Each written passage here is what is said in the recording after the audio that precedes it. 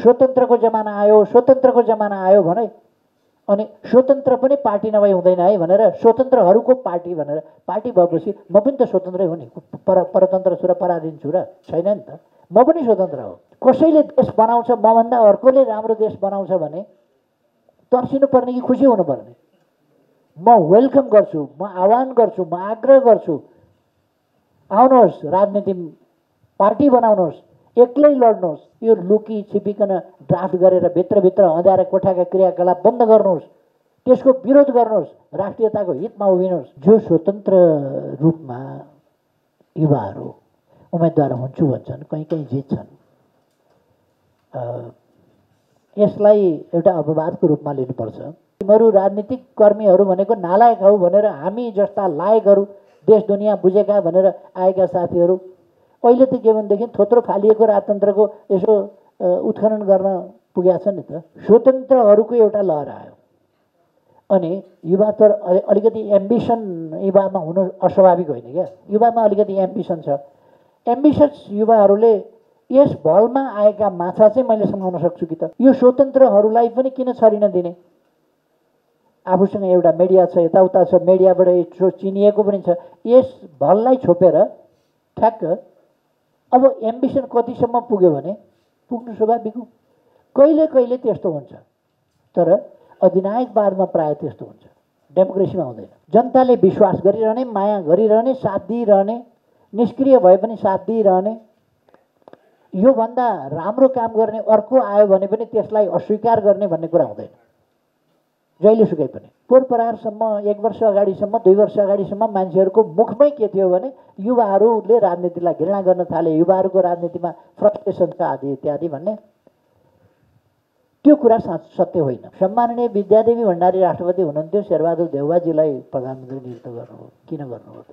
हैन, यो 47 सालको संविधानको जग र 7 सालको संविधानको जग चाहिँ राजालाई कुनै कम्पल्सन थिएन। त्यो त कम्पल्सन केले बनायो भने जनभावनाले बनायो। जसरी हरेक पार्टी हरेक संस्थाको एउटा औचित्य र आवश्यकता चाहिँ निश्चित समयसम्म हुन्छ, कसको काल चाहिँ चिरस्थायी पनि होला, त्यसै गरी अहिले स्थानीय तहमा केही ठाउँमा साङ्केतिक रूपमा काठमाडौँ महानगर होस्, धरान होस्, धनगढी होस्, अरू थुप्रै ठाउँमा स्वतन्त्र उम्मेदवारहरूले जिते।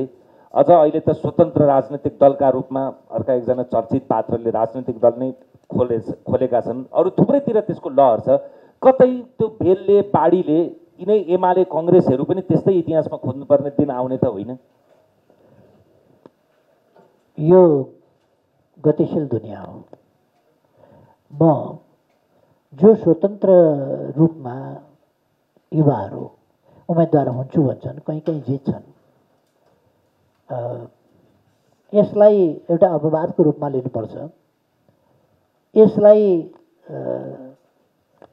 एउटा समग्र सत्यको रूपमा होइन, यो आंशिक सत्यको रूपमा। त्यो त तपाईँको विश्वास हो नि, तपाईँहरूको विश्वास हो। भरे विश्वास भत्कियो भने म यो पनि भन्दिनँ कि नेकपा एमाले घामझुन रहन्जाल रहन्छ अथवा नेपाली कङ्ग्रेस घामझुन रहन्जाल रहन्छ भन्ने होइन। अहिलेको यथार्थ के हो भने नेपालमा आधारभूत रूपमा मुख्य रूपमा 2टा पोलिटिकल पार्टी छन्, एमाले र नेपाली कङ्ग्रेस। यो यथार्थ हो। यिनीहरूले ठिक काम गरेनन् भने, कोही पनि ठिक काम नगरेर पनि लोकप्रिय भइरहने, ठिक काम नगरेर पनि पपुलर अगाडि बढिरहने, जनताले विश्वास गरिरहने, माया गरिरहने, साथ दिइरहने, निष्क्रिय भए पनि साथ दिइरहने, योभन्दा राम्रो काम गर्ने अर्को आयो भने पनि त्यसलाई अस्वीकार गर्ने भन्ने कुरा हुँदैन जहिलेसुकै पनि। समय गतिशील छ। तर अहिलेसम्म नेकपा एमाले जुन विचार अगाडि सार्यो, एउटा कुरा तपाईँलाई म के आग्रह गर्न चाहन्छु भने राजनीतिक सङ्गठनमा विचारको महत्त्व हुन्छ, गन्तव्यको महत्त्व हुन्छ, उद्देश्यको महत्त्व हुन्छ। प्रजा परिषद किन सफल भयो भन्दा विचार, उद्देश्य, गन्तव्यले सफल भयो। सङ्गठन किन बन्यो? त्यत्रो दमन गर्दा, मार्दा, थुन्दा, ज्यादतीको चरम गर्दा पनि किन त्यो चाहिँ फेरि जाग्यो? त्यसका उद्देश्य किन बौरिए? प्रजा परिषद नै हो 7 सालको क्रान्तिको रूपमा, 97 सालको पर्चा हो 7 सालको क्रान्तिको रूपमा उम्रिएर झाङ्गिएर त्यो प्रकट भयो।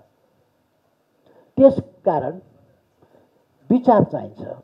अहिले अहिले म के धन्यवाद भन्न चाहन्छु भने युवाहरूमा राजनीतिप्रति व्यापक फ्रस्ट्रेसन छ भन्ने कुरा पोरपरारसम्म 1 वर्ष अगाडिसम्म 2 वर्ष अगाडिसम्म मान्छेहरूको मुखमै के थियो भने युवाहरूले राजनीतिलाई घृणा गर्न थाले, युवाहरूको राजनीतिमा फ्रस्ट्रेसन छ आदि इत्यादि भन्ने।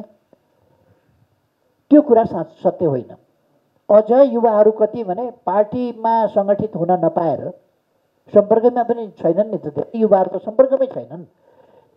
पार्टीहरू त्यहाँ पुग्न सकेका छैनन्, पार्टीहरूले सक्रियता देखाउन सकेका छैनन्, आफ्ना विचार सही विचारहरू छन् भने पनि त्यहाँ सम्प्रेषित गर्न सकेका छैनन्, त्यो विचारमा उनीहरूलाई सहमत गराएर आबद्ध गर्न सकेका छैनन्। त्यो पोलिटिकल पार्टीहरूको कमजोरी हो। त्यस्तो छिटफुट भएका ठाउँमा आफै सङ्गठित हुन कोसिस गरेका छन्।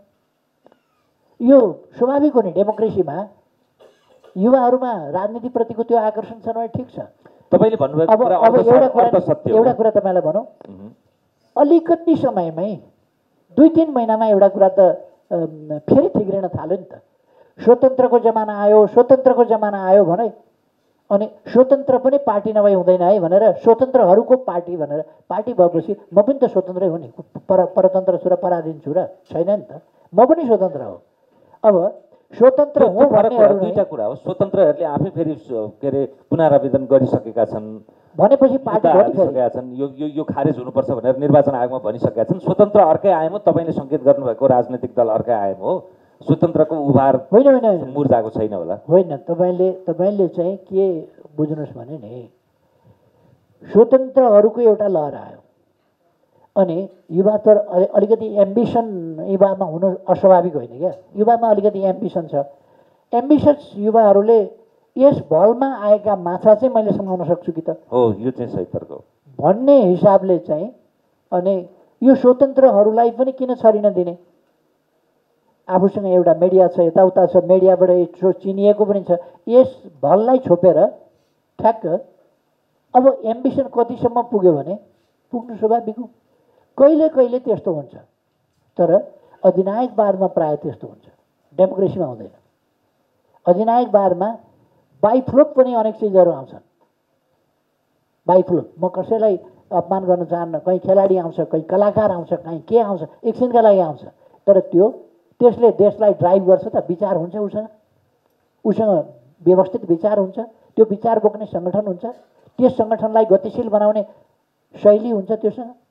त्यसकारण हाम्रोमा पत्रकारिताको आकर्षकै जागिर होला छोडेर राजनीतिमा तिमीहरू राजनीतिक कर्मीहरू भनेको नालायक हौ भनेर हामी जस्ता लायकहरू देश दुनियाँ बुझेका भनेर आएका साथीहरू अहिले त के भनेदेखि थोत्रो फालिएको राजतन्त्रको यसो उत्खनन गर्न पुगेका छन् नि त वैचारिक हिसाबले। अथवा विचार बिनाको राजनीति के हुन्छ भने त्यस्तो हुन्छ क्या, त्यस्तो भइदिन्छ। अब कहिले कहिले यस्ता कुराहरू आउँछन् क्या, नयाँ शक्ति निस्किन्छ। तर्सिनु भएको छैन त्यसबाट? कसैले देश बनाउँछ, मभन्दा अर्कोले राम्रो देश बनाउँछ भने तर्सिनु पर्ने कि खुसी हुनुपर्ने? म वेलकम गर्छु, म आह्वान गर्छु, म आग्रह गर्छु, आउनुहोस्, राजनीति पार्टी बनाउनुहोस्, एक्लै लड्नुहोस्। एक्लै लडेर एउटा कन्स्टिट्युएन्सी लड्ने हो, पार्टी बनाउनुहोस्, पार्टी बनाएरै लड्नुहोस्, एडभान्स राम्रा विचार दिनुहोस्, देशभक्तिका विचार दिनुहोस्।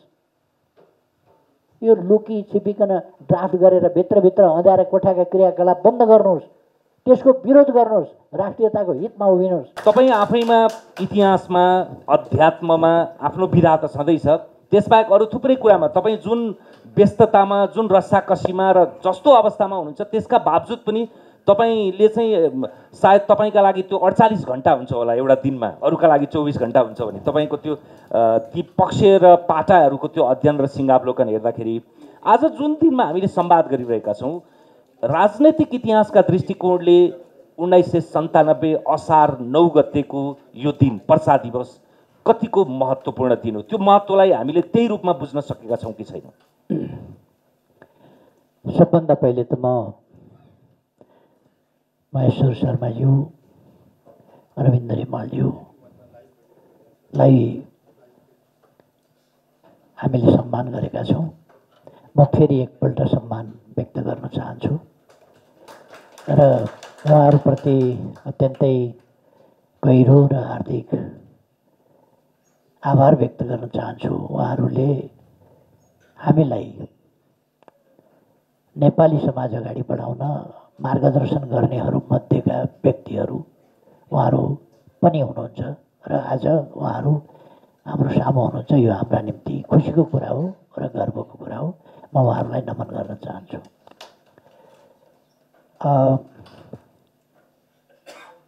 यस दिवसको सन्दर्भमा म टङ्कप्रसाद आचार्य, रामहरि शर्मा लगायतका प्रजा परिषदका संस्थापक नेताहरू र 97 सालमा फाँसी दिइएका शहीदहरू दशरथ चन्द, गङ्गालाल, सुखराज शास्त्री, धर्मभक्त माथेमा उहाँहरूप्रति पनि आदर, सम्मान र श्रद्धासुमन अर्पण गर्न चाहन्छु। औपचारिक रूपमा सुखराज शास्त्री नछोडिए पनि अरू सबै प्रजा परिषदमै हुनुहुन्थ्यो। त्यसमा सुखराज शास्त्रीलाई फाँसीको सजाय दिनु वा मृत्युदण्ड दिनु भनेको अविवेकको पराकाष्ठा हो र सनकको पराकाष्ठा हो, सत्ता दुरुपयोगको पराकाष्ठा हो। उहाँले त शास्त्रीय प्रवचन गर्नुभएको थियो। उहाँ प्रजा परिषदसँग जोडिनु पनि भएको थिएन र 97 साल साउनदेखि जुन धरपकडको क्रम सुरु हो त्यस क्रममा गिरफ्तार हुनुभएको पनि होइन। त्यसभन्दा 2 वर्ष अगाडिदेखि त उहाँ छुट्टै ढङ्गले बसिराख्नु भएको थियो जेलमा। उहाँलाई त्यसै मेसोमा फाँसी दिनु भनेको त अघि नै मैले भने यो सत्ताको चरम दुरुपयोग र विवेकहीनताको एउटा नमुना हो भन्ने मलाई लाग्छ। अब यहाँले जुन प्रश्न उठाउनु भएको छ, पर्चा दिवसको महत्त्व र 1997 साल असार 9 गते भोटो जात्राको दिन पारेर छरिएको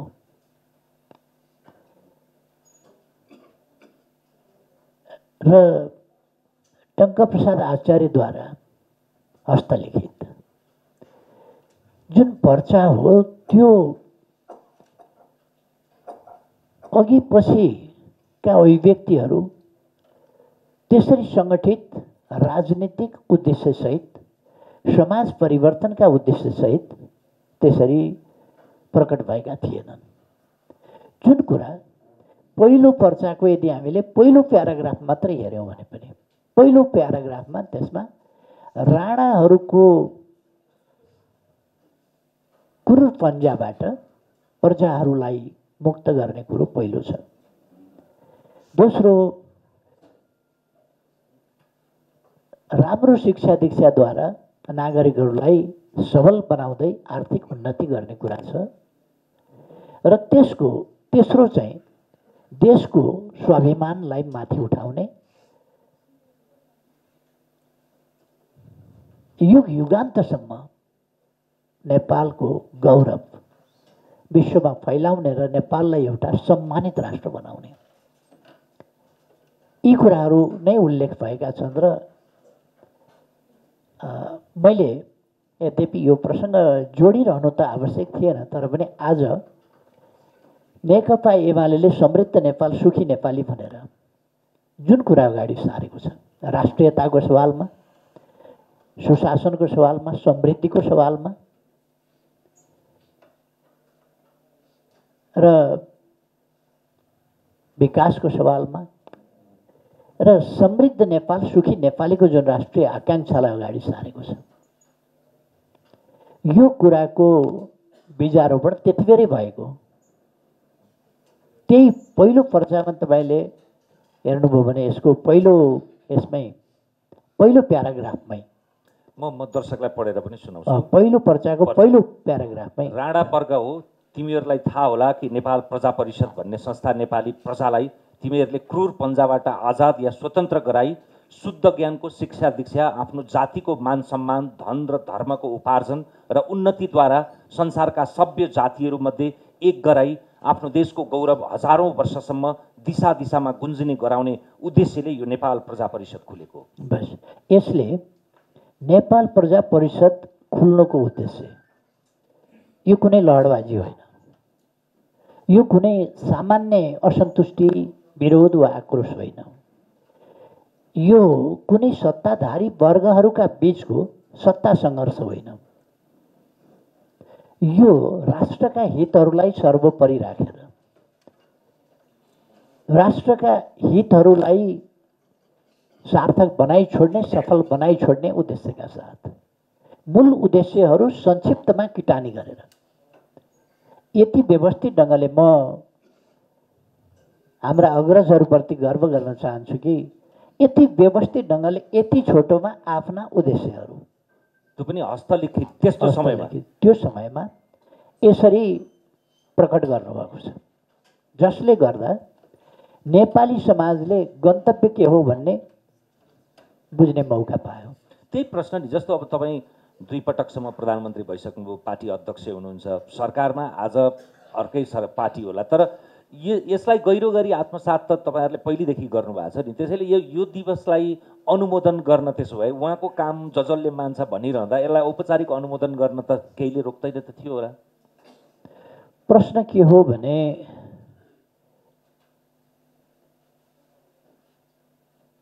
प्रजा परिषदको स्थापना आफैमा एउटा महान र ऐतिहासिक काम हो। 1993 साल जेठ 20 गते पहिलो राजनीतिक पार्टी व्यवस्थित राजनीतिक उद्देश्यहरूका साथ स्थापना भएको छ। यो एउटा प्रकारको विद्रोह, अर्को प्रकारको विद्रोह जस्तो मात्रै कुरा नभएर यो सामाजिक परिवर्तनका उद्देश्यहरू, राजनीतिक परिवर्तनका उद्देश्य, आर्थिक परिवर्तनका उद्देश्य, राष्ट्रिय हितहरूको रक्षा सम्वर्धनका उद्देश्य, राष्ट्रिय सार्वभौम सत्ताको, स्वाधीनताको, स्वतन्त्रताको त्यसको संरक्षण र सम्वर्धन र जनतालाई समृद्ध बनाउने आकाङ्क्षाहरू, यी आकाङ्क्षाहरू अभर परेका बेला यिनको सहारा राणा शासकहरूले पनि लिएको देखिन्छ। यी चारवटा पर्चा जुन छन्, यद्यपि यी पर्चा चारवटै पर्चा सम्भवतः विभिन्न मिति राखेर लेखिएको होला, तर समय पनि फरकमा, असार 9 मा भयो भने एउटा असार 9 एउटा साउनमा, एउटा भदौमा जारी भएको छ। त्यो अलिक त्यसमा तिथिमितिमा हालेको छ, त्यसरी भएको हुन सक्छ यसका तिथिमितिहरूको सन्दर्भमा। र यसले सम्बोधन गराइ पनि फरक, पहिले आफ्नो गन्तव्य के हो भन्ने कुरा गरेको छ र गन्तव्यमाथि आफूले समाज अगाडि बढाउनका लागि मूल समस्या के हो र प्रहार हामीले कहाँ गर्नुपर्छ भन्ने कुरालाई ध्यानमा राखेर पहिलो पर्चाले ए राणा हो भनेर राणाहरूलाई सम्बोधन गर्दै तिमीहरूको अन्त्य गर्छौँ, किन भन्दा पहिलो प्याराग्राफमै भनिएको छ। यस कारणले र उनीहरूलाई नै सम्बोधन गरेर उनीहरूका अपराधहरूको त्यहाँ वर्णन गरिएको छ, चित्रण गरिएको छ। यी कारणहरूले तिमीहरूको अन्त्य नेपाली समाजको आवश्यकता हो, त्यसकारण तिमीहरूको अन्त्य हामी गर्छौँ भनेर पहिलो सम्बोधन राणाहरूलाई गरिएको छ। दोस्रो र तेस्रो सम्बोधन आफ्ना महान उद्देश्यहरूमा साथ दिनका निम्ति, हाम्रा उद्देश्यहरूमा साथ देऊ, यो हाम्रो उद्देश्य भनेको प्रजा परिषदको उद्देश्य भनेको एउटा सङ्गठन विशेषको उद्देश्य मात्रै होइन, यो राष्ट्रिय उद्देश्य हो, यो समयको माग हो, यो राष्ट्रिय आवश्यकता हो। त्यसकारण यस्तो अपराधिक, पापी, दुराचारी, शोषणकारी यस्तो शासन सहेर बस्नु पनि हाम्रो नेपालीहरूका लागि उचित छैन। त्यसकारण दाजुभाइ दिदीबहिनीहरू, अगाडि बढौँ र अगाडि बढ्नका लागि प्रजा परिषद सङ्कल्पित छ, कृतसङ्कल्पित छ। यो प्रजा परिषदलाई साथ देऊ भनेर दोस्रो र तेस्रो पर्चाले आम जनतासँग साथ मागेको छ र चौथो पर्चा चाहिँ युवा युवतीहरूलाई सम्बोधन गरेर अथवा युवा वर्गलाई सम्बोधन गरेर, हे युवा हो, तिमीहरू यस्तो अन्याय अत्याचार सहेर के बस्छौ? त्यसकारण तिमीहरू प्रजा परिषदले सुरु गरेको आन्दोलन साधारणतया भन्दाखेरि आन्दोलन गर्ने युवाहरूले हो। आन्दोलनकारी विचार ल्याउने पनि युवाहरूले हो, आन्दोलनकारी विचार बोक्ने सङ्गठन सुरु गर्ने पनि युवाहरूले हो र त्यसलाई गतिशील ढङ्गले अगाडि बढाउने पनि युवाहरूले हो। एक प्रकारले टङ्कप्रसाद आचार्य पनि युवा थिए नि, सबै अवश्य जन्मिएको भनेपछि अवश्य सबै युवा हुनुहुन्थ्यो। त यस्तोमा युवाहरूको सामाजिक परिवर्तनमा, आन्दोलनमा महत्त्वलाई ध्यानमा राखेर उहाँहरूले चौथो पर्चामा युवाहरूलाई प्रेरित उत्साहित गर्न र प्रजा परिषदको उद्देश्य र प्रजा परिषदले अगाडि बढाएको आन्दोलन, यसमा सहभागिताका लागि आह्वान गर्नुभएको छ। तसर्थ यी पर्चाहरू नेपालको राजनीतिक जागरण र परिवर्तनको सन्दर्भमा आदि कोसे ढुङ्गा नै हो। यो एक प्रकारले पानी ढलाउने हो। कोशी ढुङ्गा मात्र होइन, यो त प्रारम्भै हो। सङ्गठित जागरणको यो त आरम्भै हो, पायोनियर हो यो पर्चा भनेको चाहिँ। त्यस कारण यो कोसे ढुङ्गा मात्र होइन, जहाँ सुरु हुन्छ त्यो त कोसे ढुङ्गा हुँदैन, त्यो त मुहान हो, प्रस्थान बिन्दु हो, मुहान हो। यो हामीले अर्को एउटा अचम्मको कुरा के रहेछ भने यो प्रजा परिषदमा राजा त्रिभुवन आफैले उहाँको अङ्गरक्षक धर्मभक्त माथेमा मार्फत म पनि प्रजा परिषदमा आबद्ध हुन चाहन्छु भनेर उहाँले 4,000 रुपियाँ लेवी तिरेर प्रजा परिषदको सदस्य पनि हुनुभएको रहेछ। त्यो कुरा घनीभूत हुँदै हुँदै गएर यस्तो अवस्था आयो 2004 सालमा पद्म शमशेर प्रधानमन्त्री भएको बेलामा म राष्ट्रको नोकर हुँ त्यत्तिकै भनेको होइन के, जनताको भित्रभित्रै दन्किरहेको त्यो विद्रोह अनि उनीहरू राजासम्म पनि यसरी पुगेको भन्ने कुरा थाहा पाइसके पछाडि जति बेला भारत ठ्याक्कै स्वतन्त्र पनि भइसकेको थियो अनि त्यति बेलै तपाईँको म राष्ट्रको नोकर हो भनेर पद्म शमशेरले भन्नुपर्ने अवस्था आयो। यदि मोहन शमशेर जस्तो चाहिँ एकदमै क्रूर मानसिकता भएको मान्छे थिएनन् भने सायद उनीले त्यो ड्राफ्ट गरेको भनिएको संविधान 2005 सालमा आउँथ्यो पनि होला, अन्तरिम शासन विधान।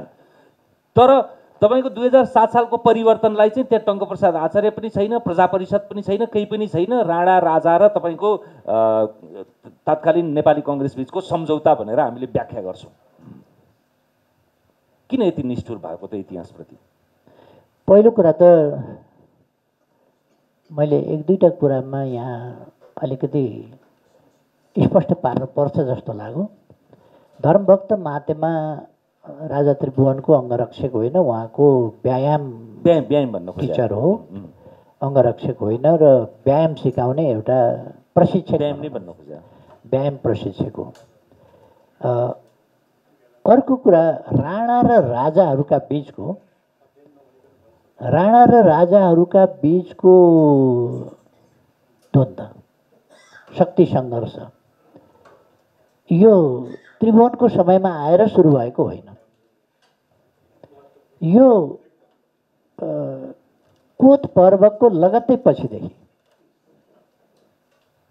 जब कान्छी रानी, कान्छी महारानी, कान्छी बडा महारानी के भन्छन् अब त्यसैलाई, उनलाई देश निकाला गरियो। राजेन्द्र विक्रम पनि उनीसँगै देश बाहिर गए र आफ्नो उत्तराधिकारी गिरवाणगी केलाई चाहिँ बनाए। मैले अलि धेरै नाम राजेन्द्र भनेपछि सुरेन्द्रलाई गरे होला। र त्यस बेलादेखि नै किन त्यस्तो परिस्थिति भयो, किन राजाले छोड्यो अर्थात् त्यहाँ। अनि त्यसपछि राजेन्द्र विक्रमले जङ्गबहादुरलाई हटाउन गरेका प्रयास, जङ्गबहादुरको हत्या गर्न गरेका प्रयास, अनेक प्रयासहरू, ती प्रयासहरू र त्यसबीचका राणाहरूका क्रियाकलापहरू यो जङ्गबहादुरकै समयमा ती साधारण थिएन। जङ्गबहादुर हट्न, जङ्गबहादुरको शासनको अन्त्यको 1 वर्ष अगाडिका घटनाहरू हामीले हेऱ्यौँ भने पनि ती साधारण खालका थिएनन्। अथवा यो राणा र राजाहरूका बिचको सत्ता सङ्घर्ष पुरानो हो, यो जनताका हक अधिकारसँग जोडिएको होइन। राजेन्द्र विक्रमको चाहिँ जनतासँग जोडिएको, राजाको जनतासँग जोडिएको, राणाको जनतासँग नजोडिएको त्यस्तो होइन। यी आफ्ना आफ्ना राजाले अलिक उहिले नै अनधिकृत त सबै सामन्ती तन्त्रहरू अनधिकृत हुन्। तपाईँले भनेको त्यो राजेन्द्र वीरविक्रम होस् कि उनको छोरा सुरेन्द्र होस् कि गिरिवर्ण होस् कि गिरिवणका छोरा त्रैलोक्य नमर्या भए उनी हुन् कि त्यस पछाडि पृथ्वी वीरविक्रम हुन् कि त्रिभुवन हुन् कि त्यो सेरोफेरो त छँदै थियो कि। तर त्रिभुवनको पालामा चाहिँ यस्तो अवस्था आइसक्यो कि उनी प्रजा परिषदमा पनि आबद्ध हुनुभयो पैसा तिरेर। अब यहाँ मैले के ध्यानाकर्षण गर्न खोजेँ भने राजतन्त्र चाहिँ जनताको पक्षमा उहिलेदेखि थियो जस्तो नि। अनि कोत पर्व राणाको पक्षमा, भण्डारखाल पर्व त राजाकै पक्षमा गर्न खोजेको थियो होला नि। अझ रानीको डिजाइन थियो त्यो त थियो होला नि। यी जनताका पक्षमा भन्ने नै कुराहरू होइनन्। त्यति बेला जनताका पक्षका होइनन्, उनीहरूको सत्ता सङ्घर्षको कुरो थियो एउटा चाहिँ। अब अर्को त्यो सत्ता सङ्घर्ष यसरी हुँदै गयो कि त्रिभुवनको समयमा आइपुग्दा त एक ढङ्गले भन्ने हो भने त्रिभुवनलाई त बन्दी बनाएको स्थिति भयो नि। बन्दी बनाएको जस्तो स्थितिबाट बन्दी हुनभन्दा उन्मुक्ति त जसले पनि खोज्ने भयो। त्यसकारण त्रिभुवनले त्यति बेर गरेका कामहरू राजा भएको छ, जहाँ सही गर भन त्यहाँ गर्नुपर्छ, जहाँ लालमोहर लगा भन्न त्यहाँ लगाउनुपर्छ। जस्तो हामीले 4 जनालाई फाँसी दिने कुरामा त्रिभुवनको लालमोहरको बारेमा कति सही कति गलत, तर इतिहासकारहरूले जे ल्याउनु भएको छ त्यसलाई हामीले मान्दा पनि त्रिभुवनले यो सबै गर्न, तिमीहरूलाई आफ्ना जानीय शासन चलाउन, लुटमार गर्न, वीरता दिन, यो गर्न त्यो गर्न, केही गर्न चाहिँ मेरो लालमोहर मेरो सहमति चाहिएन। अहिले फैसला सुनाउने बेला मेरा नाउँमा सुनाउने, मृत्युदण्डको फैसला सुनाउने बेलामा, कडा सजाय सुनाउने बेला मेरा नाउँमा सुनाउने, अनि फाँसीको सजायमा मेरो हस्ताक्षर खोज्ने। त्यति भने पनि त आखिर गर्न त पर्यो, बाध्य बनाए। त्यस स्थितिमा आफ्नै छातीमा पिस्टल टेकाएर आफ्नै घर खानतलासी गरेर, नागरिकको घर खानतलासी गर्न पनि लोकतन्त्रमा त खानतलासी पूर्जी चाहिन्छ। त्यहाँ त अचानक गएर त्यहाँका हात हतियार निकालेर आदि यस्ता कुराहरू भएको अवस्थामा राजा राजाको रूपमा थिएनन्, राजा एउटा धरौटीको रूपमा थिए। त्यसकारण त्यस्तो धरौटी बस्नभन्दा त्यसबाट मुक्त हुन उनी पनि चाहन्थे। यसर्थ त्यो लडाइँ यस्तो पुगेको थियो, त्रिभुवनको समयमा त यस्तो बिन्दुमा पुगेको थियो कि राजतन्त्र रहे रहोस् नरहे नरहोस्, तर राणातन्त्र चाहिँ समाप्त होस्। यिनीहरूको त अति नै भयो, ज्यादती नै भयो, ममाथि यस्तो छ भने जनतामाथि कस्तो छ भन्ने स्थितिमा पुग्यो। र त्यो आक्रोश सभाहरूमा देखिन्थ्यो र राणाहरूको बदतमिजी त्यो पनि सभाहरूमै देखिन्थ्यो, राजाहरूको निरीहता सभाहरूमा देखिन्थ्यो र कहिले कहिले आफ्नो दृष्टिकोण सभाहरूमा राखेको पनि देखिन्थ्यो। यसरी एउटा यस्तो बिन्दुमा पुग्यो कि राजाले पनि अब जनताको सहारा नलिई, प्रजाको सहारा नलिकन सेनाले सहारा दिने अवस्था पनि रहेन त्यति बेला। अहिले पछि आएर महेन्द्रले शाही सेना भनेर धुमधाम मचाए पनि त्यति बेला त शाही सेना होइन कि जो शासनमा छ त्यसकै सेना रह्यो नि त। त्यसकारण पछि महेन्द्रले शाही सेना आदि इत्यादि भनेर गरे, त्यो त्यस बेला शाही सेना होइन, त्यो नेपाली सेनै हो। तर सेनाले साथ त दिएन। यस्तो अवस्थामा जनताको साथ चाहियो र एउटा सम्भावित विद्रोह, दुनियाँमा आइरहेको परिवर्तन, त्यो परिवर्तनले झट्याएको स्थिति समाप्त भएको थियो। बेलायतको उपनिवेश पनि पतनमुख थियो। भारतमा पनि ठ्याक्कै त्यो मैले भनेको 2004 सालमा त के अरे स्वतन्त्र भइसकेको थियो त्यो कालखण्ड थियो। तर त्यसको श्रेय चाहिँ काहीँ न काहीँ टङ्कप्रसाद अथवा प्रजा परिषदले पाउनु पर्थ्यो, त्यसको नाम किन नभएको भन्ने। हो, तपाईँले एकदम राम्रो कुरा उठाउनु भयो। यसलाई अलिकति अगाडिदेखि हेर्नुपर्छ जस्तो लाग्छ मलाई। टङ्कप्रसाद आचार्यलाई 3 साल अन्तिममा जुन नेपाली राष्ट्रिय काङ्ग्रेस गठन गरियो, गणेशमान सिंहको आग्रहमा। गणेशमानजीको आग्रह त प्रजा परिषदै नाम राख्नुपर्छ भन्ने थियो, तर त्यसमा मान्नुभयो। त्यसमा बिपी कोइराला सहमत हुने सम्भावना थिएन र त्यसमा सहमत हुँदा बिपी कोइरालाले टङ्कप्रसादलाई नेता स्वीकार्नु पर्थ्यो। त्यसको क्रक्स त्यहाँनिर थियो, अथवा भू राजनीतिको क्रक्स पनि केही थियो होला, हुँदो हो। तर त्यहाँसम्म पुग्नै पर्दैन, त्यति गहन विश्लेषणै गर्नु पर्दैन कि प्रजा परिषद नै छँदै थियो, त्यसलाई पुनर्गठन गरेर वा त्यसलाई सबलीकरण गरेर जाँदाखेरि हुन्थ्यो नि त। प्रजा परिषद गठन भयो, त्यसले पर्चा छर्यो, त्यसले काम गर्यो, त्यसले त्यस्तो सयौँ मान्छेहरू जेलमा बसे, कालकोठरीमा बसे, गोलघरमा बसे, मृत्युदण्ड पाए, अनेक मान्छे जेलमा मरे।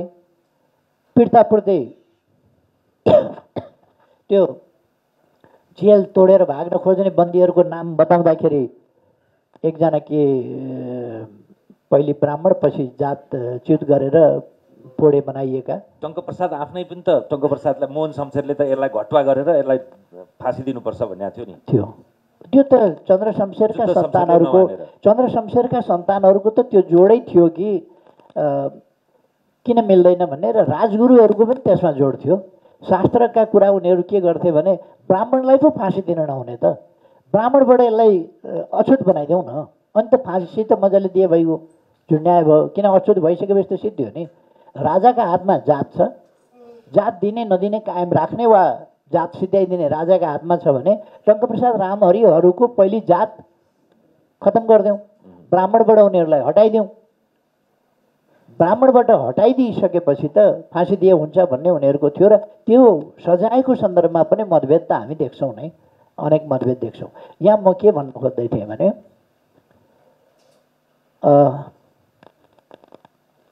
पहिलो त 7 सालको आन्दोलनमा एउटा कुरा अलिकति मिसिङ छ। डाक्टर राजेशजीले लेखेको कुरामा पनि अलिकति, उहाँको शोध ग्रन्थमा पनि अलिकति मिसिङ छ जस्तो लाग्छ।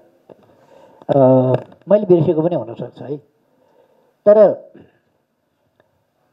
नेपालका जुन सङ्गठनहरू प्रजा परिषदभन्दा पछि भने, खास गरेर 1 सालमा 2 सालमा जुन सङ्गठनहरू बने, 3 सालमा जुन सङ्गठन बने, 3 सालमा अखिल भारतीय राष्ट्रिय नेपाली काङ्ग्रेसको स्थापना,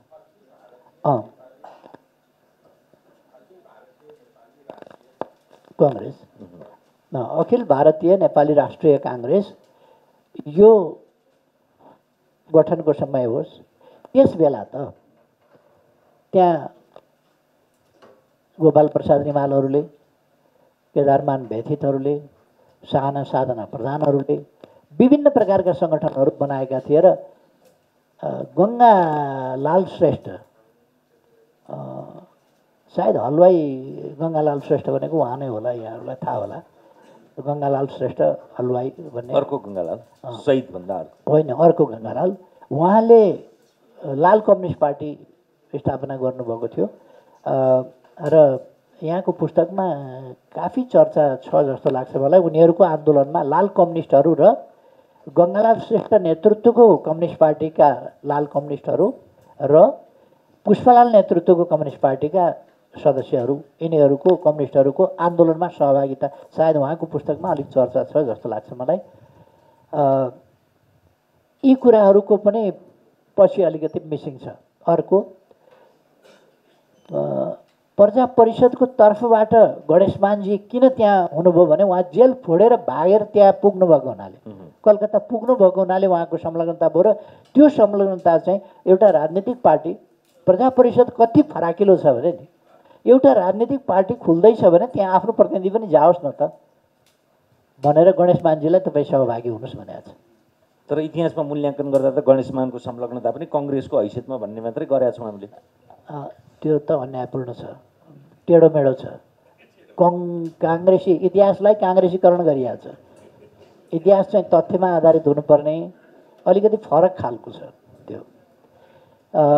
गणेश मानजी प्रजा परिषदको एउटा नेताको हिसाबमा र क्रान्तिकारीको हिसाबमा अंश सर्वस्व सहित जन्मकैद पाएको एउटा कैदी जो फरार भएको छ जेल फोडेर र जसलाई भेटियो भने अब चाहिँ जन्मकैद गर्न हुने रहन्छ सिधै भन्ने क्यापिटल पनिसमेन्ट भन्ने चलन छ नि, त्यसैमा जाने सोझै मृत्युदण्डमै जाने कुरा त निश्चितै छ।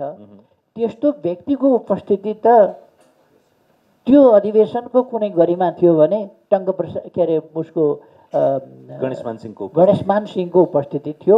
गणेशमान सिंहको उपस्थितिभित्र संस्थापक नेता टङ्कप्रसाद आचार्य, रामहरि शर्माहरू लगायतको त्यहाँ पावर चार्ज भएको थियो टङ्कप्रसादमाथि, टङ्कप्रसाद मार्फत। त्यसकारण गणेश मानजीको 3 सालमा पहिली अखिल भारतीय नेपाली राष्ट्रिय काङ्ग्रेस अखिल भारतीय नेपाली राष्ट्रिय काङ्ग्रेसको स्थापना हुँदा होइन, त्यसमा जानु भएन उहाँ, त्यसमा अर्कै सभापति बनाइएको थियो। पछि गणेश मानजी पुग्दाखेरि त यो कलकत्तामा जुन सम्मेलन भयो त्यस सम्मेलनले टङ्कप्रसादजीलाई नै बनायो। गणेश मानजीकै आग्रहमा नेपाली राष्ट्रिय काङ्ग्रेस बनाएपछि यो अखिल भारतीय राख्न हुँदैन भन्ने विरोध आएपछि त्यसलाई थाम्न नसकेपछि र नेपाली राष्ट्रिय काङ्ग्रेस नाम राखेपछि त्यसपछि गणेश मानजी किन त्यो राख्न सम्भव हो भने गणेश मानजीकै त्यो प्रजा परिषदको चेतना त त्यहाँ रहेछ नि, त्यो प्रजा परिषदको चेतना हो जसले अखिल भारत नेपाली राष्ट्रिय काङ्ग्रेसलाई अखिल भारत होइन नेपाली राष्ट्रिय काङ्ग्रेस पो बनाउनुपर्छ त, कहाँ अखिल भारत भनेर ल्याउने त प्रजा परिषद हो, प्रजा परिषदको नेता हो। प्रजा परिषदको नेताले प्रस्ताव राखेर तर्क गरेर त्योसँग सबै सहमत भएर न त्यो नाम आयो। त्यसकारण प्रजा परिषद त्यहाँ उपस्थितहरूमध्ये अलिकति एडभान्स चेतनामा, पोलिटिकल चेतनामा, राष्ट्रिय चेतनामा, राष्ट्रिय स्वाभिमानको चेतनामा अगाडि थियो भन्ने कुरा त त्यहाँ स्पष्ट देखिन्छ। र त्यस कुराले के देखायो भने 97 सालको आन्दोलन, 97 सालको बलिदान, 97 सालको पर्चा, 97 सालको कुरा र प्रजा परिषदको आड नलिकन अगाडि बढ्ने हो भने अगाडि जान सक्ने स्थिति छैन। त्यसकारण स्वीकारोक्ति यो रह्यो कि 2007 सालको परिवर्तनमा चाहिँ टङ्कप्रसाद आचार्य अथवा प्रजा परिषद, आचार्य मात्रै भएन, पुष्पलालदेखि लिएर गणेशमानसम्मको अवमूल्यन भयो। सबैले, प्रजा परिषदले भाग नलिएको त होइन। 7 सालको आन्दोलनमा प्रजा परिषद त अन्धकार युगमा केही नहुँदा त भाग लिएर तहल्का मचाएर बलिदान दिएर अनि नेल हतकडी लगाएर सिक्री भिरेर जेलमा कालकोठरीमा गोलघरमा सजाय भोग्न, मर्न, मारिन त्यहीँ मरिराखेका छ, त्यो हेरिरहन को सत्य छ को पागल छ भन्ने कुराको स्थितिको ठेगान छैन। त्यस्तो खालको स्थितिको जिन्दगी बिताउन तयार छ। गोली ठोक्न मात्रै होइन, सायद गोली खानभन्दा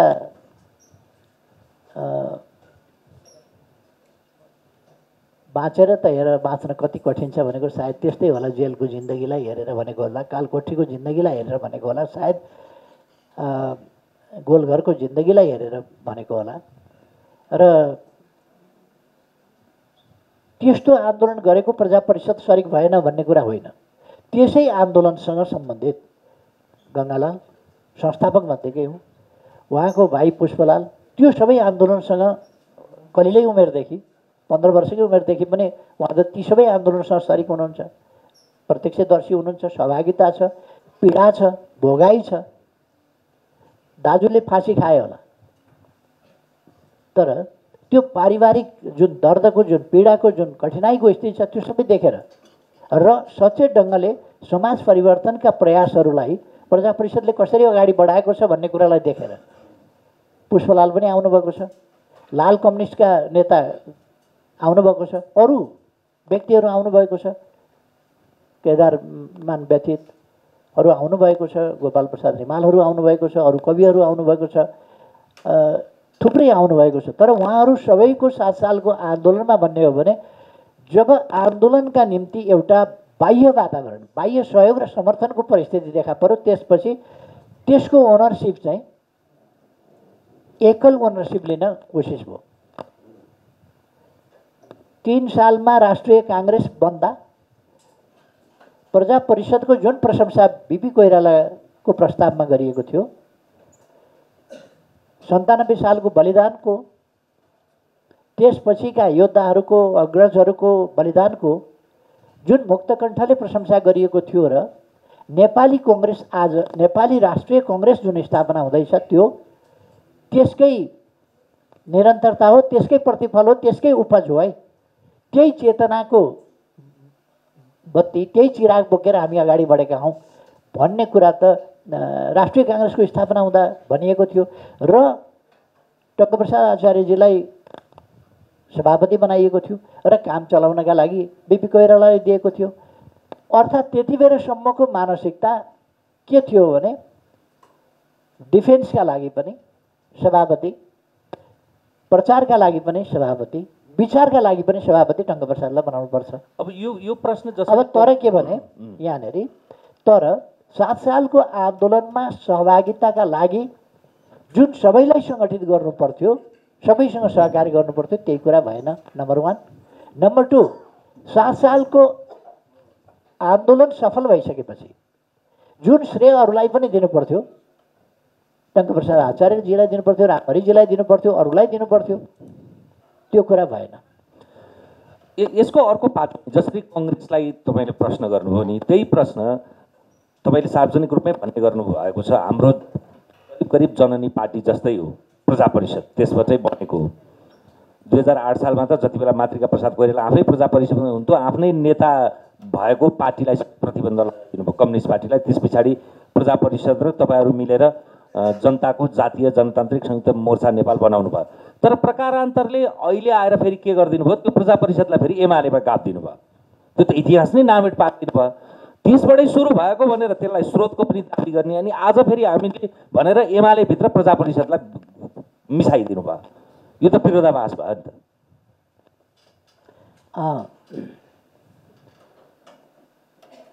कुरा के हो भने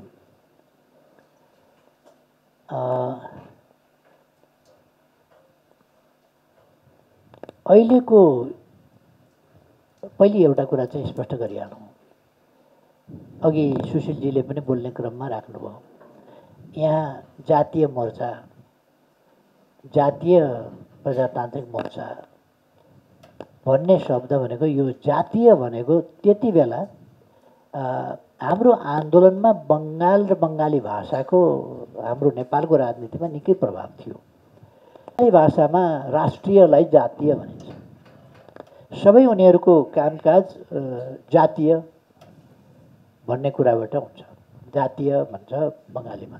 त्यसकारण राष्ट्रिय यो छ नि, जनताको जातीय जनतान्त्रिक संयुक्त मोर्चा भनेको जनताको राष्ट्रिय लोकतान्त्रिक संयुक्त मोर्चा, जनतान्त्रिक संयुक्त मोर्चा।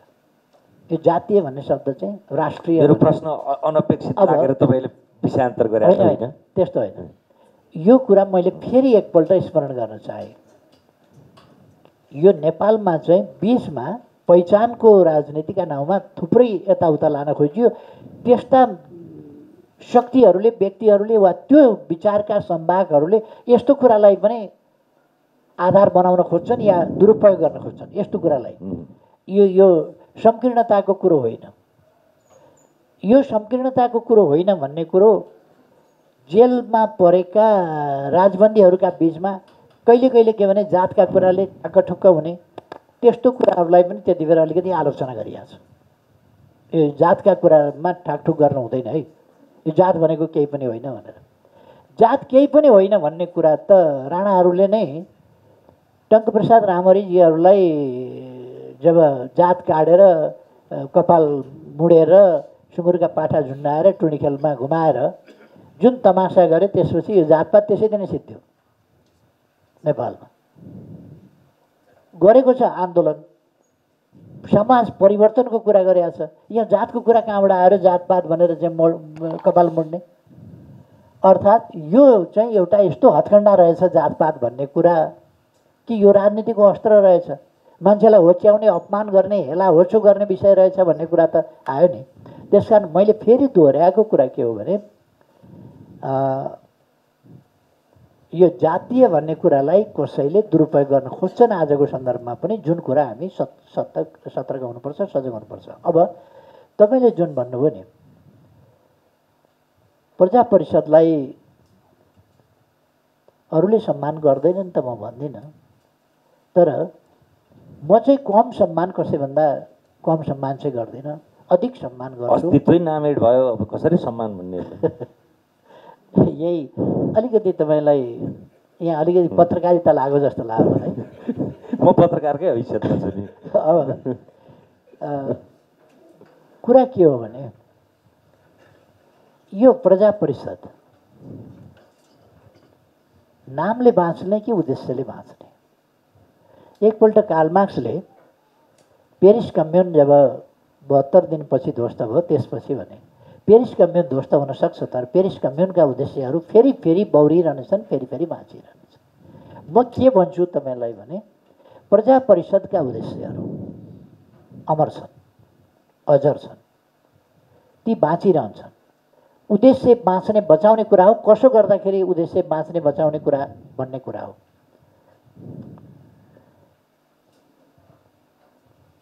यदि देशलाई आवश्यक पर्यो भने म कम्युनिस्ट पार्टीको अध्यक्ष हुँ।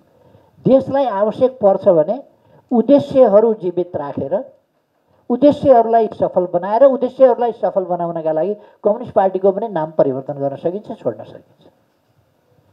देश ठुलो, देशका लागि हामीले काम गर्ने हो र हाम्रा उद्देश्यहरू महान हुन्।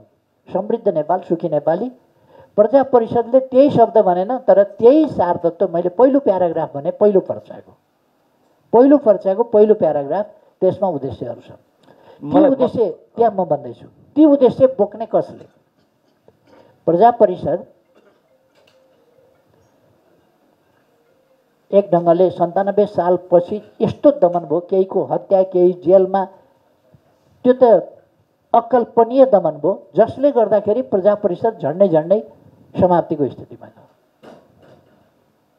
त्यस स्थितिबाट फेरि प्रजा परिषदलाई जगाइयो पछि गएर, र प्रजा परिषद पछाडि पार्ने जस्तो 7 सालको आन्दोलनभन्दा पछि तपाईँले अघि प्रश्न गर्नुभएको थियो कि संयुक्त सरकार बनाउँदा नेपालको राजनीतिक पार्टीका संस्थापक, प्रथम संस्थापक एउटा पार्टीको होइन, नेपालको व्यवस्थित राजनीतिक पार्टीको प्रथम संस्थापक, राजनीतिक व्यवस्थित विचार र परिवर्तनका विचारहरूको, यहाँ राणा फाल्ने मात्रै कुरा छैन। राणा फाल्ने त दशरथ चन्द्रका हजुरबाहरूले, दशरथ चन्दका हजुरबाहरूले पनि कोसिस गर्नुभएको थियो। राणा शासन आउने बित्तिकै गोर्खाली राजामाथि हमला हुने, गोर्खाली राजालाई चाहिँ सीमित गर्ने कुराले पनि रियाक्सन पैदा भएको थियो, गोर्खा विद्रोहहरू भएको थियो, अरू हिसाबले पनि भएका थिए। यो मात्रै कुरा होइन, देशमा परिवर्तन ल्याउनका लागिको एउटा समग्र वैचारिक पक्ष अगाडि सार्ने भनेको टङ्कप्रसाद आचार्य नै भन्नुपर्छ, दशरथ चन्द नै भन्नुपर्छ। पहिलो व्यक्तिहरू उहाँहरू नै हो। उहाँहरूको किन दशरथ चन्द त मारिनु हो, टङ्कप्रसाद आचार्य त जीवित हुनुहुन्थ्यो। र टङ्कप्रसाद आचार्यलाई संस्था बनाएर त्यो संस्था बाहिर निकाल्नु पर्यो नि, कोठाबाट बाहिर निकाल्नु पर्यो नि, समाजमा देखाउनु पर्यो नि। त्यो संस्था देखाउन त टङ्कप्रसाद आचार्य आजीवन कारावासको सजाय भोगेर गोलघरमा बसिराखेका टङ्कप्रसाद आचार्यलाई अगाडि सार्नु परेको थियो त।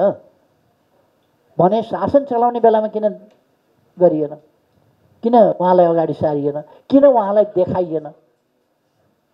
वास्तवमा टङ्कप्रसाद आचार्यलाई 7 सालको आन्दोलनको सफलतापछि प्रधानमन्त्री बनाइएको भए देश बेग्लै हुन्थ्यो। त्यो किन भन्न सकिन्छ भने देश यस्तो रणमुल्लमा पर्दैन थियो। त्यसपछि देश कता गयो? अन्डरमाइन गर्ने, अपहेलना गर्ने मात्रै होइन नि, सहयात्री कम्युनिस्ट पार्टीमाथि प्रतिबन्ध लाग्यो।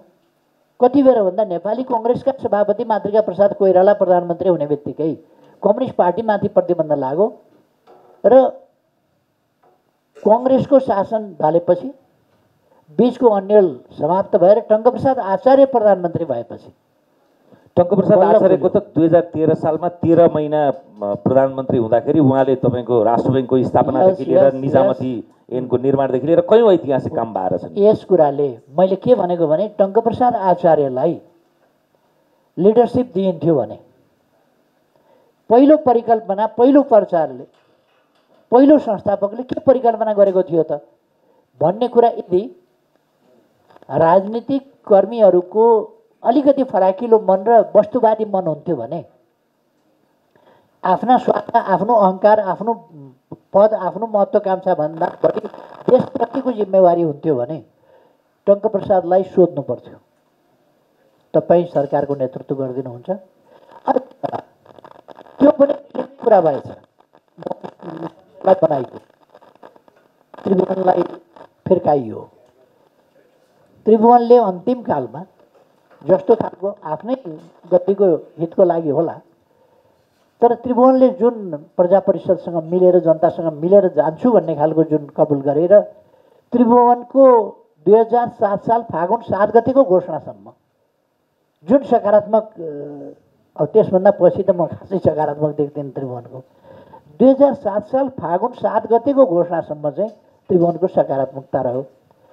मोहन शमशेरलाई उनले कम्प्रोमाइज गरे, बाँकी रक्तपातको स्थिति भिडन्तलाई छोडेर कम्प्रोमाइज गरे र उनलाई केही अवधिको लागि आवधिक प्रधानमन्त्रीको रूपमा राखियो। त्यस बेला त्यस्तै हो भने जब लोकतान्त्रिक शक्तिहरूको हातमा शासन आउँछ भने त्यति बेला टङ्कप्रसादजीलाई सोध्नु पर्थ्यो।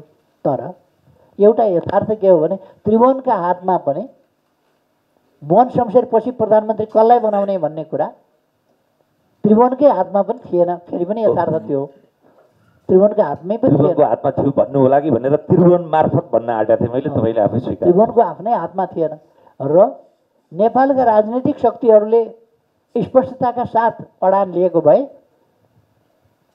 राजनीतिक शक्तिहरूको सिफारिसमा प्रधानमन्त्री नियुक्त हुन्थ्यो, राजाद्वारा होइन। अरूको सिफारिसमा राजाले नियुक्त गर्ने होइन, बाह्य सिफारिसमा राजाले नियुक्त गर्ने होइन। आन्दोलनकारी जनताको शक्ति, जनताका पार्टीहरूको सिफारिसमा 7 सालको आन्दोलनपछि कमसेकम मोहन शमशेर हट्दाखेरि त त्यस बिन्दुमा पुगेपछि त एउटा गोलमेज सम्मेलन जस्तो केही गरेर गर्नु पर्थ्यो र टङ्कप्रसादजीलाई अफर गर्नु पर्थ्यो र त्यो गर्दाखेरि राम्रो हुन्थ्यो भन्ने कुरा एउटा। मातृका प्रसाद प्रधानमन्त्री हुने बित्तिकै सहयात्रीहरूमाथि कठोर प्रतिबन्ध, त्यो मात्रै होइन नि, 7 साल पछिका गतिविधि हेर्नुहोस् न। केआई सिंह काण्ड किन हुनु पर्यो? रामप्रसाद राईहरू किन लापत्ता हुनु पर्यो? भीमदत्त पन्तलाई किन उहाँको हत्या गरिनु पर्यो? पटक पटक बाह्य सेनाभित्र किन बोलाइनु पर्यो? अनि विदेशी सेना ल्याएर अर्को देशको अर्कापट्टिको सिमानामा ल्याएर किन मिलिट्री पोस्टहरू राख्नु पर्यो? सहयात्री कम्युनिस्ट पार्टीमाथिको प्रतिबन्धदेखि लिएर त्यहाँ अनि राणासँग मिलेर काम गर्न तयार, राजासँग मिलेर काम गर्न तयार, सहयात्रीहरूसँग मिल्न नतयार। टङ्कप्रसादजी माथि धन्न प्रतिबन्ध लागेन, प्रजा परिषदमाथि धन्न प्रतिबन्ध लागेन। फेरि टङ्कप्रसादलाई तर त्योभन्दा प्रतिबन्धभन्दा खासै फरक त व्यवहार त गरिया थिएन। त्यसै कारण टङ्कप्रसादजीको अगुवाईमा किन यो राष्ट्रिय जनतान्त्रिक मोर्चा बनाउनु पर्यो, संयुक्त मोर्चा भन्दा राणा प्रधानमन्त्री, यो संयुक्त मोर्चा केका लागि हुन्छ? कुनै बेठिकका विरुद्ध कुनै ठिक शक्तिलाई अगाडि बढाउनका लागि, बेठिक परिस्थितिलाई परिवर्तन गरेर ठिक परिस्थिति रचना गर्नका लागि त राष्ट्रिय जनतान्त्रिक संयुक्त मोर्चा बनाइन्छ नि, होइन र? अनि यो कुरा त टङ्कप्रसाद आचार्यले त्यति बेलै रियलाइजेसन गर्नुभयो नि, त्यति बेलै महसुस गर्नुभयो नि 8 सालमा। अनि टङ्कप्रसादलाई फेरि एकैपटक कहिले सम्झिएछ भने नेपाली राजनीतिमा उहाँको 75 वर्षको उमेर पुगेपछि 2043 साल सम्भवतः मङ्सिर 30 गते हुनुपर्छ, उहाँको जन्म मङ्सिर 9 गते, 2043 साल मङ्सिर 9 गते 75 सालको दिन पुगेर त्यति बेला करिब करिब पञ्चायती व्यवस्थामा दलहरूको गतिविधि त लगभग 42 साल पछाडि लगभग तपाईँको ठप्प जस्तो भइसकेको थियो। त्यति बेला उहाँकै घरमा उहाँको पटाङ्गिनी उपलब्ध भइसके पछाडि तत्कालीन तपाईँको कङ्ग्रेसीहरू पनि वाम मोर्चाका सदस्यहरू पनि आएर फेरि अर्को बिगुल फुकिएको रहेछ। त्यो पनि अर्को फेरि 46 सालको आन्दोलनको एउटा जग। अनि यसमा एउटा चाहिँ के भने जनताको दबाब, जनभावना, जनमनोभावना आदि कुराहरूलाई हेरेर 2013 साल माघमा टङ्कप्रसाद आचार्यज्यूलाई प्रधानमन्त्री बनाइयो र उहाँले 18 महिना प्रधानमन्त्रीत्व चलाउनु भयो। एउटा के देखिन्छ भने टङ्कप्रसाद आचार्यजीको विचार, उहाँको विचारअनुसार बनेको सङ्गठन बाह्य प्रभाव बिना आफ्नै मूलको पानी, त्यो नेपाली आवश्यकतामा नेपाली धरतीबाट जन्मिएको विचार हो र नेपाली धरतीमा गठन भएको संस्था हो, बाह्य प्रभाव बिना। साथ सहयोग प्रोत्साहन कसैको पनि छैन। यदि हामीले सङ्गठनहरू त्यसरी निर्माण भएको हेऱ्यौँ भने र आन्दोलनको सिर्जना भएको हेऱ्यौँ भने दुईटा आन्दोलन त्यस्ता खालका अत्यन्तै यो अर्ग्यानिक नेपाली देख्छौँ। एउटा 97 सालको प्रजा परिषद, 93 सालको प्रजा परिषद, अर्को 2027 सालको झापा।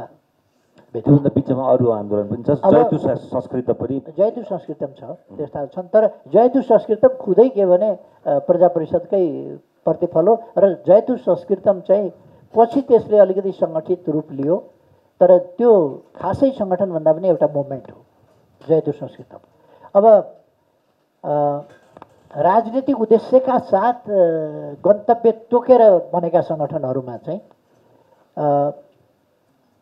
आफ्नै ढङ्गले आफ्नै विचार र आफ्नै सङ्गठन, आफ्नै आन्दोलन, त्यस ढङ्गले बनेका यी दुईटा चाहिँ म देख्छु, जसको प्रभाव नेपाली राजनीतिमा अलिकति ओझेल पार्न खोजे पनि सशक्त छ। अब मैले यहाँनिर तपाईँलाई 43 सालमा मात्रै टङ्कप्रसादजीलाई सम्झियो भन्ने भन्दा एकपल्ट चाहिँ के विचार गर्नुपर्छ भने यो 13 सालमा फेरि टङ्कप्रसादजीलाई सम्झियो। त्यो त तपाईँहरूले भन्दा पनि राजा महेन्द्रले सम्झ्या भन्ने। राजा महेन्द्रले किन सम्झिन्छन्? किन सम्झिन्छ राजा महेन्द्रले? राजा थिए, प्रधानमन्त्री। एउटा कुरा तपाईँलाई भनौँ, नेपाली कङ्ग्रेसको राष्ट्रपति रामवरण यादवजी हुनुहुन्थ्यो, उहाँले मलाई प्रधानमन्त्री नियुक्त गर्नुभयो। त्यो फरक सन्दर्भ भयो। रामवरण यादवले मलाई प्रधानमन्त्री कम्युनिस्ट पार्टीको नेतालाई किन गर्नुभयो त? सम्माननीय विद्यादेवी भण्डारी राष्ट्रपति हुनुहुन्थ्यो, शेरबहादुर देउवाजीलाई प्रधानमन्त्री नियुक्त गर्नुभयो, किन गर्नुभयो त? हैन, यो राष्ट्रपतिको यो 47 सालको संविधानको जग र 7 सालको संविधानको जग चाहिँ राजालाई कुनै कम्पल्सन थिएन। त्यो त कम्पल्सन केले बनायो भने जनभावनाले बनायो। त्यो सन्दर्भ वन शमशेर हटिसके, राणा शासनको अन्त्य भइसक्यो। अब नेपाली कङ्ग्रेसका नेताहरू मध्ये प्रमुख सभापतिलाई नै प्रधानमन्त्रीत्व दिइयो। त्यसले परिणति के ल्यायो त? अवस्था के ल्यायो त? त्यसले ल्याएको अवस्था भनेको त द्वन्द्व, भिडन्त। त्यसपछिका अवस्था के भयो? त्यसो भएर यो वैदेशिक सेनाभित्र बोलाउने, देशभित्रको दमनका लागि बाह्य सेना बोलाउने, बाह्य सेना ल्याएर देशभित्र विभिन्न राख्नेदेखि लिएर राष्ट्रिय शक्तिहरूलाई, प्रगतिशील शक्तिहरूलाई दमन गर्ने उल्टो नीति लिने र यसले गर्दाखेरि देश चाहिँ विकासको बाटोमा, लोकतान्त्रिक अभ्यासको एउटा स्वस्थ बाटोमा अगाडि बढ्नुपर्ने ठाउँमा तनावको बाटोमा, द्वन्द्वको बाटोमा त्यसमा अगाडि बढ्यो र यसलाई समाधान गर्ने व्यक्तित्वको त्यो त्यो त्यति बेलाको परिस्थितिलाई समेटेर लान सक्ने को हुनसक्छ भन्दा टङ्कप्रसाद आचार्य बाहेक त्यस्तो व्यक्तित्व विचार र अरू हिसाबले देखिएन। त्यो कुरा चाहिँ फेरि पुष्टि व्यवहारबाट के हुन्छ भने टङ्कप्रसाद आचार्यका विचारमा खुलेको प्रजा परिषदले छरेको पर्चा, प्रजा परिषदले फुकेको बिगुल, प्रजा परिषदको आन्दोलन, त्यसले पारेको प्रभावस्वरूप भएको पछिका सङ्गठन र आन्दोलनहरू र 13 सालमा टङ्कप्रसाद आचार्यजी प्रधानमन्त्री भएपछि उहाँले गरेका 7-8वटा काम हेरे हुन्छ। उहाँले कम्युनिस्ट पार्टीमाथि काङ्ग्रेसले प्रतिबन्ध लगायो, उहाँले किन खोल्नु परेको थियो? उहाँमा यो एउटा सहनशीलता, सहिष्णुता, सहअस्तित्व सबैको, उहाँले कसैमाथि अर्कोमाथि प्रतिबन्ध त लाउनु भएन नि त।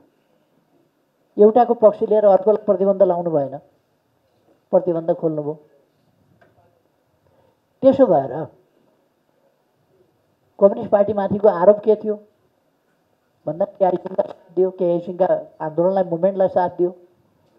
देशभक्तिपूर्ण आन्दोलनलाई सैद्धान्तिक साथ दिने कुन अपराधपूर्ण कुरा थियो? यस्ता कुराहरूलाई लिएर अब पछाडि जुन टङ्कप्रसाद आचार्यले अघि तपाईँले केही उल्लेख गर्दै हुनुहुन्थ्यो, लोकतान्त्रिक मूल्य मान्यताको शासन व्यवस्था प्रणालीको हिसाबले त बहुदलीय व्यवस्था आयो नेपालमा, तर त्यो बहुदलीय व्यवस्थालाई आर्थिक हिसाबले, मौद्रिक हिसाबले, कर्मचारी तन्त्रको हिसाबले, एउटा प्रणालीको हिसाबले, अरू विभिन्न हिसाबमा, भूमि सुधारको हिसाबले, या अरू यस्ता थुप्रै कामहरू छन्। 6-7वटा महत्त्वपूर्ण काम भनेर 6-7वटा हामी गर्न सक्छौँ। यस्ता कामहरूले देखायो कि टङ्कप्रसाद आचार्य नेपालका प्रधानमन्त्रीहरूमा एउटा भिजनरी मान्छे हो। उहाँको चीन भ्रमण, भारत भ्रमण, रुससँगको दौत्य सम्बन्धको स्थापना, संयुक्त राष्ट्रसङ्घमा सहभागिताको नेपालको पहिलो सहभागिता, संयुक्त राष्ट्रसङ्घका विभिन्न पक्षहरूमा, विभिन्न संस्थाहरूमा नेपालको सहभागिता लगायत इन्टरनेसनल फोरमहरूमा र नेपालको परराष्ट्र नीतिका जग बसाउने जस्ता कुराहरूदेखि लिएर, त्यो जग बसाउने कुरादेखि लिएर, पञ्चशीलका सिद्धान्तदेखि लिएर, असंलग्नतादेखि लिएर, तटस्थ नीतिदेखि लिएर, यस्ता कुराहरूको थुप्रै दूरगामी महत्त्वका राष्ट्रिय नीति नै, थुप्रै राष्ट्रिय नीति जो आज पनि राज्यका विभिन्न अङ्गहरू, तिनको गठन सञ्चालन, ती संरचनाहरू आदि, यिनीहरूको या राष्ट्र ब्याङ्कको स्थापना या नेपाली मुद्राको प्रचलन, यिनीहरू चाहिँ नेपाल राष्ट्रको, वास्तवमा नेपाल राष्ट्रको राष्ट्रियपन र पहिचान त टङ्कप्रसाद आचार्यको समयमा भएको थियो। अब यो टङ्कप्रसाद यस्तो विरासत हुनुहुन्छ उहाँका विषयमा जति तपाईँले सोध्नुभएको एउटा कुरा थियो, त्यसको जवाब चाहिँ अब प्रजा परिषद अन्तिम महामन्त्री हाम्रो अगाडि हुनुहुन्छ, अन्तिम महामन्त्री। अनि त्यसपछि उहाँहरूले सम्मेलनका लागि जिम्मा लाउनुभयो। अरू केही मान्छेहरू विभिन्न ठाउँतिरबाट आए, प्रवेश गरे, तिनीहरूले अलिक समय काम पनि गरे, कोही कार्यभाग भएर गरे, कसैले के गरे होला। अब पछि युवा विद्यार्थी भनेर सङ्गठनलाई होइन कि त्यो युवा खालका व्यक्तित्वहरूलाई जिम्मा लाउने काम भयो सम्मेलन गर्न। उहाँहरूले सम्मेलन गर्न सक्नु भएन। कुनै पनि चिजको के हुन्छ भने एउटा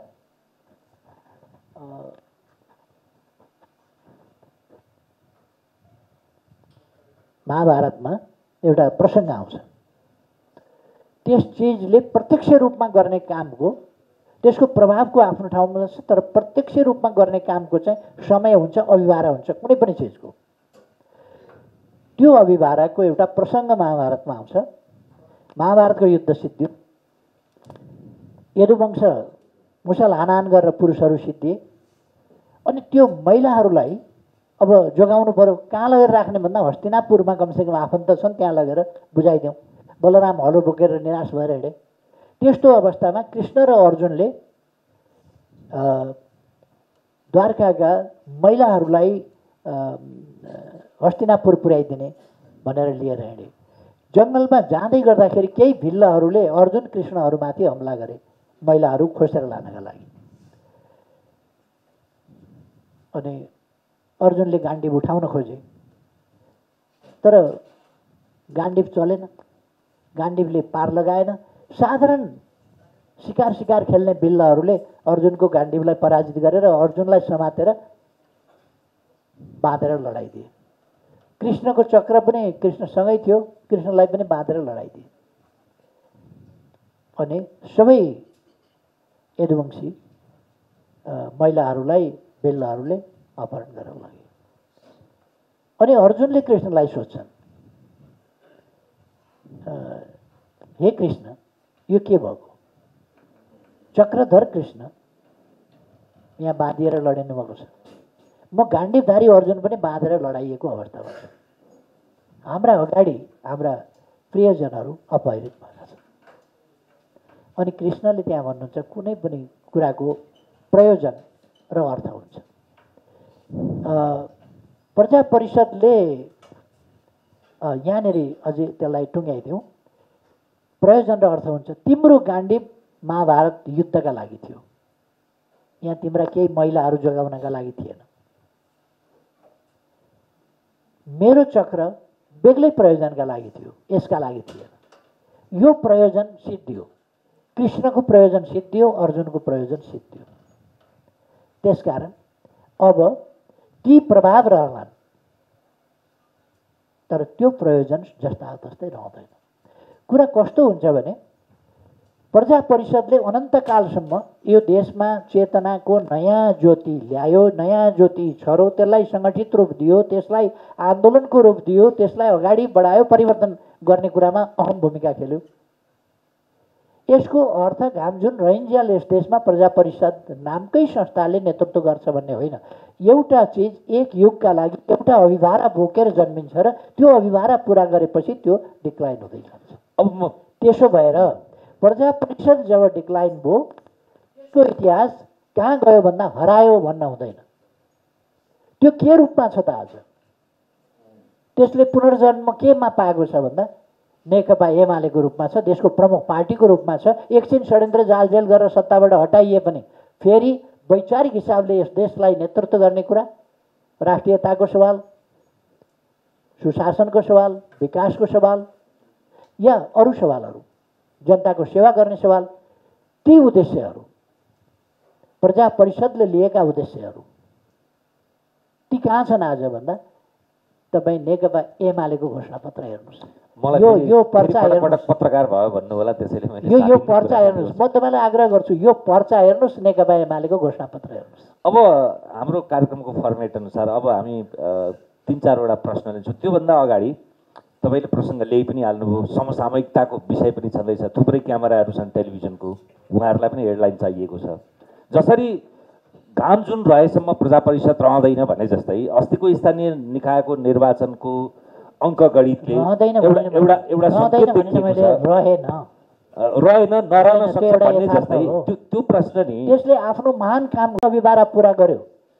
अब त्यसको प्रभाव कायम रहन्छ है, त्यसको प्रभाव कायम रहन्छ।